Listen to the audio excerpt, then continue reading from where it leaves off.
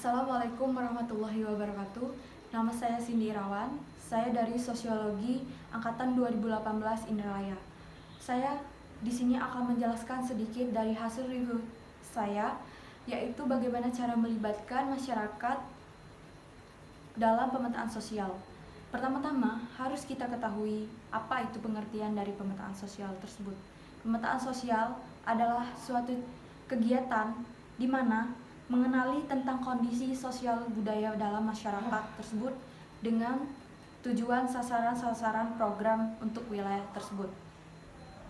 Pemetaan sosial juga dapat didefinisikan sebagai proses identifikasi karakteristik masyarakat melalui pengumpulan data dan baik dari sekunder primer. Prinsip utama bagi para praktisi pekerjaan sosial dalam melakukan penelitian yaitu dengan cara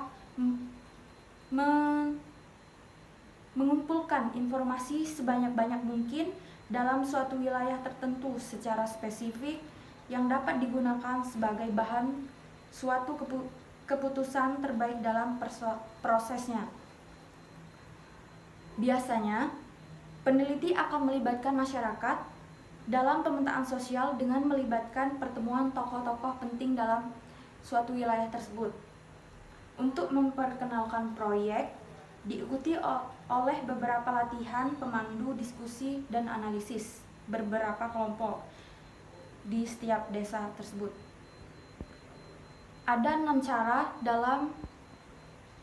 untuk mendekatkan atau untuk memperkenalkan proyek dan latihan peneliti tersebut kepada masyarakat tersebut, baik perangkat desa atau masyarakat di setempat. Yang pertama, memperkenalkan diri kepada aparat desa yang penting, misalnya kepala desa, sekretaris desa, bendahara desa, dan lain-lain. Nomor 2 itu menempatkan penekanan pada partisipasi masyarakat melalui kelompok-kelompok relawan yang berpengaruh. Maksud dari kelompok-kelompok relawan ini adalah seperti kelompok remaja masjid, Karang Taruna, ibu-ibu pengajian, dan lain-lain. Nomor 3, bicara tentang strategi komunikasi untuk mobilisasi sosial.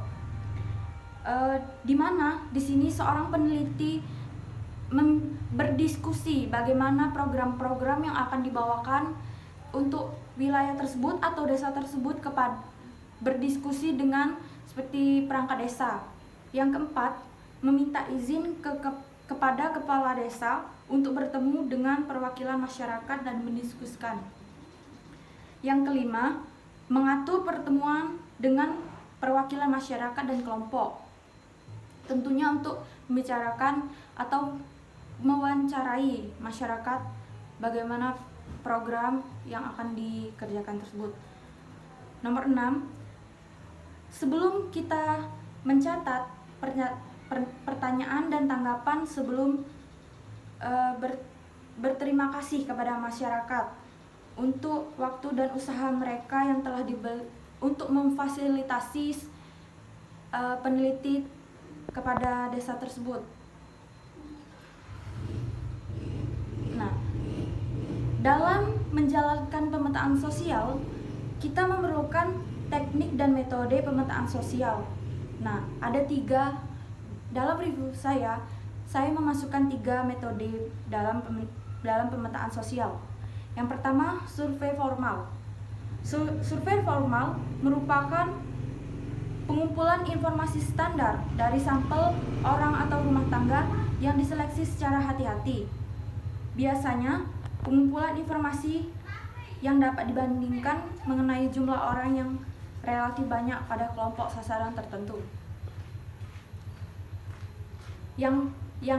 Yaitu ada 4. Yang pertama, survei rumah tangga seperti gizi, tabungan, kegiatan pertanian, dan lain-lain. Yang kedua, kuesioner, indikasi kesejahteraan inti. Biasanya, metode ini alat yang cepat dan efektif untuk mengetahui rancangan kegiatan pelayan bagi orang-orang miskin. Yang ketiga, survei kepuasan klien. Survei ini digunakan untuk meneliti efektivitas atau keberhasilan pelayanan pemerintah berdasarkan pengalaman atau aspirasi. Yang keempat, kartu laporan penduduk, sering digunakan oleh lembaga swadaya masyarakat. Yang kelima, laporan statistik. Pekerja sosial dapat pula melakukan pemetaan sosial berdasarkan laporan statistik yang ada. Selanjutnya, yang kedua, metode pemantauan cepat. Metode ini merupakan cara yang cepat dan murah mengumpulkan informasi mengenai pandangan dan pemasukan di populasi sasaran dan stakeholders lainnya mengenai kondisi geografis dan sosial ekonomi. Ada 4 cara dalam metode pemantauan cepat, yaitu yang pertama wawancara informasi kunci, diskusi kelompok fokus, wawancara kelompok masyarakat, pengamatan langsung, dan survei kecil. Yang ketiga, metode partisipatoris, di mana proses pengumpulan data yang melibatkan kerjasama antara pengumpulan data dan responden. Pertanyaan-pertanyaan umumnya dirancang secara baku, tidak dirancang secara baku, melainkan hanya garis besar-besarnya saja, dan topik-topik pertanyaan bahkan dapat muncul dan berkembang seiring proses tanya jawab dengan responden. Terdapat banyak teknik pengumpulan data partisipatoris. Ada 4. Yang pertama, penelitian dan aksi partisipatoris atau dikenal dengan istilah PRA.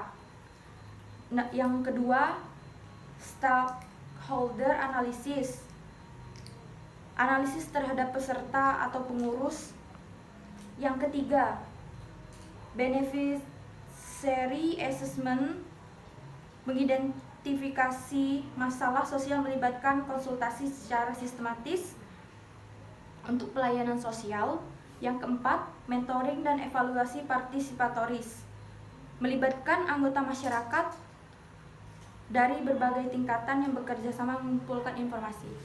Sekian yang hanya dapat saya sampaikan. Wassalamualaikum warahmatullahi wabarakatuh.